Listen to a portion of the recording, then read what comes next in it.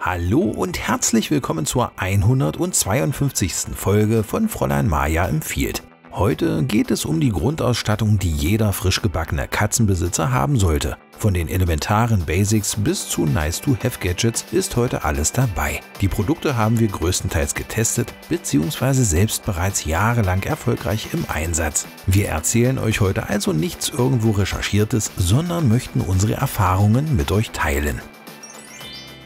Transport und Einzug.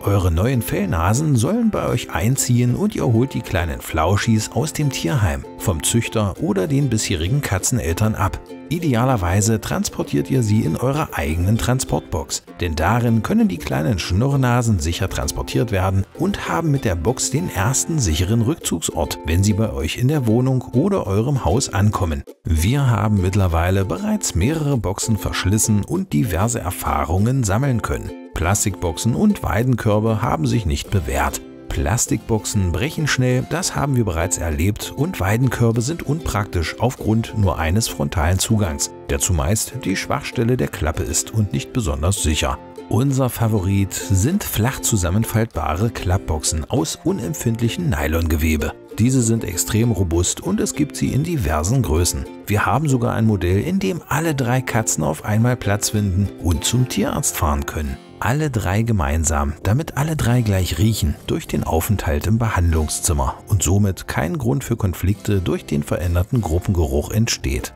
Das ist dann gleich der zweite Zweck einer Transportbox, der sichere Transport zum Tierarzt und wieder zurück. Die Faltbox hat mehrere Zugänge und ist, wenn man bereit ist, etwas Geld für ein vernünftiges Modell auszugeben, durch eine Katze nicht kaputt zu bekommen. Es gibt außerdem noch Transportrucksäcke und andere Tragegadgets, da fehlt uns jedoch die Erfahrung. Kommen neue Untermieter bei euch an, so ist es gerade für ängstliche Katzen sehr hilfreich, wenn beruhigende Katzenpheromone in der Luft liegen. Mit Feliway Classic wird jeder Einzug zu einer entspannten Angelegenheit. Sind bereits Katzen bei euch und ihr wollt die Schnurris aneinander gewöhnen, ohne einen Vertrauensbruch durch eine zu schnelle Vergesellschaftung zu riskieren, dann ist Feliway Friends genau das Richtige. Es sorgt für eine entspannte Grundstimmung und fördert die Gruppenbildung, indem es das Mutterkatzenpheromon nachahmt, welches die Katzenmutter bei der Aufzucht der Kitten verströmt. Es vermeidet Konflikte und stärkt die Bindung der Geschwister. Pflege und Sicherheit. Haben sich die Schnurris bei euch eingewöhnt und dulden euch noch in ihrer neuen Wohnung, dann solltet ihr euch über grundsätzliche Pflege- und Sicherheitsfragen Gedanken machen bzw. diese bereits im Vorfeld geklärt haben. Die Fellpflege ist für die Schnuffelschnuten eine wunderbare Entspannungsübung bzw. bei Langhaarkatzen notwendiges Ritual. Wir haben zwar keine Langhaarkatzen, die eine tägliche Fellpflege brauchen, aber unsere 3 Kandidaten genießen die Zuwendung sichtlich. Bewährt hat sich bei unseren Pelzträgern das Pflegehandschuhset. Es wirkt nicht bedrohlich in Katzenaugen und wenn das erste Eis gebrochen ist, zeigen die Schnuffelschnute, an welcher Stelle ihr unbedingt noch einmal nacharbeiten müsst. Gerade im Fellwechsel, wenn das Unterfell nachschiebt und dadurch die Wohnung in den herrlichsten Katzenhaarfarben erstrahlt, braucht ihr ein Werkzeug, das die feinen, losen Haare zuverlässig aus dem Fell holt. Mit dem Furminator haben wir auch hier gute Erfahrungen gemacht. Er fängt die Haare bei der Pflege zuverlässig ein. Hier solltet ihr eure Fellraketen jedoch behutsam an das Prozedere gewöhnen. Schön behutsam und langsam, denn der Metallkamm kann auch unangenehm zwicken oder euren Schnurris wehtun, wenn ihr falsch oder zu grob ansetzt. Zur eigenständigen Fellpflege, wenn gerade die Katzeneltern keine Zeit haben und auch die anderen Flauschis andere Termine haben, empfiehlt sich eine Kratzecke. Diese kann an Raumecken oder an Tisch- oder Stuhlbeinen angebracht werden, idealerweise in Katzennasenhöhe. Daran können sich die Schnuffelschnuten nach Belieben selbst schubbeln und Fellpflege betreiben, auch an Stellen, die schwer am Katzenkörper zu erreichen sind. Diese Ecken sind stabiler als die Wellnessstationen zum Aufstellen. Sie können entweder geklebt oder angeschraubt werden. Der Paku Paku ist ein Gadget, was genau dazu passt. Es holt feine und grobe Katzenhaare aus sämtlichen Polstern und Stoffoberflächen. Eure Kratzbäume, zu denen kommen wir noch, die nach dem Staubsaugen sauber scheinen, befreit er noch von Haaren. Sehr zu empfehlen. Ein Krallenpflegeset gehört zur Basispflegeausstattung, wenn die Schnurris sich ihre Krallen nicht selbst abwetzen oder die Krallenpflege an den Hinterläufen ohne Katzenzähne, wie bei Mokka, unmöglich wird. Das ist die passende Überleitung zur Sicherheit, denn wenn Krallen geschnitten werden, kann es auch einmal unabsichtlich zu einer blutigen Angelegenheit werden, wenn ihr zu tief schneidet. Ein passendes Set haben wir euch herausgesucht. Wir haben unseres aus entsprechenden Utensilien zusammengestellt. Sollte man Wundversorgung brauchen, muss man nicht lange suchen. Herdabdeckungen, Kippfensterschutz, verstärkte Kabelkanäle sowie ein Balkonnetz sind die richtigen Hilfsmittel, wenn ihr eure Wohnung oder das Haus im Inneren katzensicher machen wollt. Geht eure Katze ins Freie, so solltet ihr die passende Katzenklappe haben. Hier empfiehlt es sich, auf jeden Fall eine Katzenklappe mit Chipsteuerung zu kaufen, um ungebetene Gäste draußen zu halten und eurer Schnuffelschnute eine zusätzliche Sicherheit zu geben, dass sie ihr Revier erster Ordnung für sich alleine hat. Das vermeidet Stress, der die häufigste Ursache für Unsauberkeit und Krankheiten ist. Bei dieser Gelegenheit solltet ihr eure Katzen spätestens registrieren und chippen lassen. Sind eure 4 Pfotenblitze draußen unterwegs, dann denkt über ein Sicherheitskatzenhalsband nach. Zwar sind in vielen Bundesländern Katzen nicht mehr zum Abschuss freigegeben, aber in einigen eben noch. Und da hilft ein farbiges Halsband zu signalisieren, dass der Fell- und Halsbandträger zu jemandem gehört. Informiert euch bei eurer zuständigen Verwaltung über die für euch gültigen Regelungen. Wer immer genau wissen möchte, wo sich der Schnurriputz aufhält, kann auch noch den kleinsten Haustier-GPS-Tracker am Halsband befestigen. Dann wisst ihr zuverlässig, wo sich eure Lieblinge aufhalten und könnt gezielt suchen, wenn sie sich nicht zur gewohnten Zeit blicken lassen.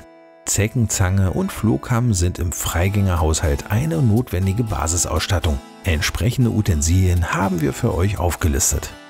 Seid ihr gemeinsam mit euren Fellraketen draußen unterwegs, hilft ein entsprechendes Katzengeschirr mit Schleppleine, gefährliche Situationen zu vermeiden. Katzenmöbel und Einrichtung. Eure Schnurris haben katzentypische Bedürfnisse. Dazu zählt beispielsweise, ihr Revier und Gegenstände durch Kratzen zu markieren und in Besitz zu nehmen. Feliden sind Ressourcenbesetzer. Sie brauchen auch Dinge, die sie in Besitz nehmen dürfen, sonst fühlen sie sich nicht wohl, leiden und haben Stress. Deshalb hält der Fachhandel eine schier endlose Auswahl an Katzenausstattungen bereit. Ihr braucht zumindest die Basics, damit sich eure Schnurris wohlfühlen. Liegeplätze und Kuschelhöhlen bieten Rückzugsmöglichkeiten und Aussichtspunkte. Darauf kann gemütlich gedöst werden oder vor dem hellen Licht geflüchtet werden, wenn das Verdauungsschläfchen gemacht werden will. Eine Heizungsliege ist zwar kein ausdrückliches Muss, aber die wärmeliebenden Samtpfoten lieben diesen exklusiven Platz an der Heizung sehr und bei uns ist die Liege regelmäßig besetzt. Es müssen aber nicht immer spezielle Katzenkissen, Betten oder Sitze sein. Auch gefaltete Wolldecken auf der Couch, auf denen es sich nur die Flauschis gemütlich machen dürfen, sind ideale Liege- und Schlafplätze. Aber nicht nur bequeme und kuschelige Liegeplätze brauchen die Schnurriputze, sondern auch Kratzmöglichkeiten für das Kratzmarkieren und die Krallenpflege. Kratzbäume, Kratzbretter, Matten, Ecken und Kratzüberwürfe sind ebenfalls extrem wichtig, und zwar verschiedene in jedem Raum des Reviers. Ihr solltet in jedem Zimmer, in das die Katzen dürfen, mindestens eine Kratzmöglichkeit anbieten. Diese wird bei der regelmäßigen Revierkontrolle durch Kratzen markiert und beschnüffelt, um Neuigkeiten im Revier zu erfahren.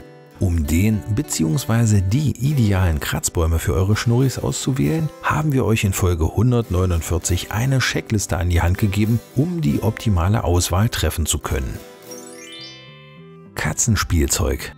Was für die Katzenmöbel, Einrichtung und Kratzutensilien gilt, gilt auch für das Katzenspielzeug. Die Auswahl ist erschlagend und ihr seid vielleicht überfordert, die richtigen Dinge auszuwählen. Wir empfehlen euch eine ausgewogene Auswahl aus Futter-, Bewegungs- bzw. Jagdspielzeug. Während das Futterspielzeug eure Fellgourmets mithilfe von zu erreichenden Leckerlis geistig fordert, auch wenn ihr nicht da seid, hilft das Bewegungs- bzw. Jagdspielzeug, den Jagdtrieb der Fellnasen auszuleben. Das hält sie körperlich fit und gleicht durch den erlebten Jagderfolg und den Abbau des Jagdtriebes die lautlosen Jäger aus. Futter und Trinken. Die Futterfrage ist eine extrem wichtige. Wenn die Schnurris frisch bei euch eingezogen sind, dann füttert erstmal ihr gewohntes Futter weiter und stellt langsam und allmählich das Futter um. Das Verdauungssystem der Fellgourmets muss sich erst einmal an das neue Angebot gewöhnen. Zu empfehlen ist auf jeden Fall hochwertiges Nassfutter mit Rohfleisch in Kombination. Das Nassfutter verhindert eine Unterversorgung mit Flüssigkeit und die Gabe von rohem Fleisch sorgt durch das Kauen für die notwendige Zahnpflege. Eine Alternative dazu oder als zusätzliches Kauangebot könnt ihr auch entsprechende Zahnpflegesticks reichen.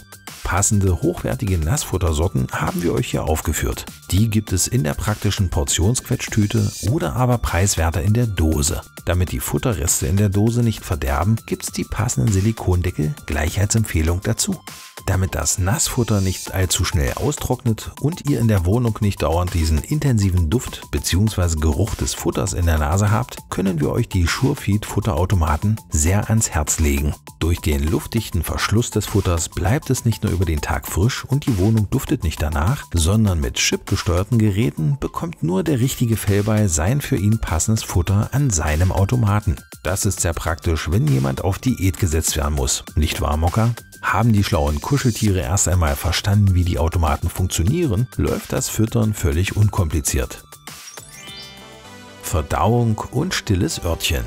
Was reinkommt, das kommt auch wieder raus. Um die Verdauung zu unterstützen und bei der Fellpflege verschluckte Haarballen besser wieder hochzuwirken, solltet ihr Katzengras geben. Es ist außerdem Lieferant für Mikronährstoffe und gleicht die Fellrakete aus. Die Wahl der richtigen Katzenklos ist mindestens genauso wichtig wie der richtigen Aufstellungsorte.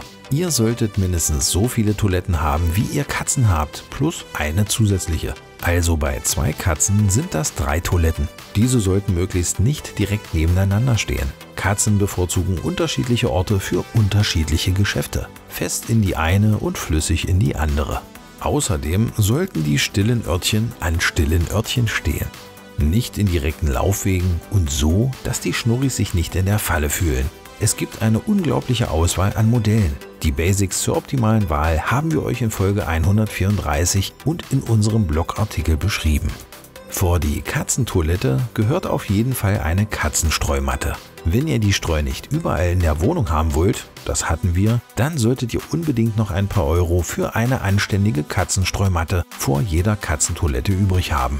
Sehr gut funktionieren die Modelle von Pfoten-Olymp und wir sind wirklich richtig begeistert von ihnen. Die richtige Streu ist keine Prinzipienfrage, sondern vorrangig eine Frage der Bedürfnisse eurer Flauschis. Parfümierte und zu scharfkantige und staubige Streusorten scheiden aus. Sie sind nicht selten die Auslöser von Unsauberkeit. Die Fellraketen bevorzugen die Sorten, die sich so anfühlen wie die, die sie von der Aufzucht her kennen. Kennen sie nur Erde und Gras, kann es sein, dass sie eure Katzengraspflanzung bevorzugen. Keine Panik, auch hier kann man mit Geduld die Schnuffelschnuten an andere Untergründe und Streu gewöhnen. Wir haben mit der Cats Best Ökostreu gute Erfahrungen gemacht. Sie ist nicht scharfkantig, nicht parfümiert, Katzen hassen das und staubt nicht übermäßig. Der Clou ist jedoch, sie kann bei Bedarf auch in der menschlichen Toilette entsorgt werden, da sie sich in Wasser komplett auflöst. Für alle, die keine Entsorgung in der Porzellanabteilung möchten, können wir euch den formschönen Literlocker empfehlen. Wir haben davon 2, jeweils einen in der Nähe der Toilettenstandorte. Diese Streufangbehälter sind äußerst praktisch, da sie die Streu geruchsdicht in ihrem Inneren sammeln. Man muss nicht ständig die Streu rausbringen und hat ein paar Tage Luft im wahrsten Sinne des Wortes. Wenn die Katzentoiletten und Utensilien gereinigt werden müssen, beziehungsweise falls mal ein Tröpfchen Urin daneben geht oder eure Flauschis gebrochen haben, so können wir den Bactodes-Reiniger sehr empfehlen. Der biologische Geruchskiller entfernt Verschmutzungen und viel wichtiger, die damit verbundenen Gerüche mit Hilfe von Mikroben. Durch die Vermeidung von Chemie können selbst empfindliche Oberflächen und Möbel problemlos gereinigt werden. Außerdem wird mit Hilfe des Geruchskillers wirkungsvoll ein erneutes, eventuelles Übermarkieren verhindert. Und das war es für heute. Was haltet ihr von unserer Grundausstattung? Haben wir etwas vergessen oder habt ihr noch bessere Alternativen? Wir sind gespannt auf eure Kommentare. Im letzten Rätsel suchten wir den Begriff vielleicht. Das war wirklich schwer. Wenn ihr Ideen für Rätselnachschub habt, schreibt gern fleißig Kommentare oder mailt bzw. schreibt über WhatsApp. Und nun zum heutigen Rätsel.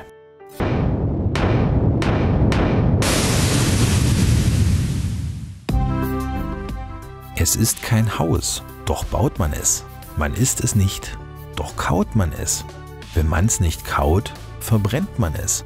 Ihr kennt es, sagt, wie nennt man es?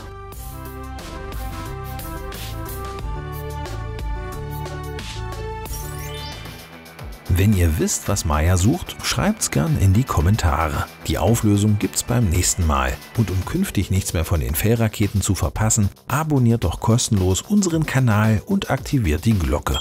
Bis zum nächsten Mal. Wir freuen uns auf euch.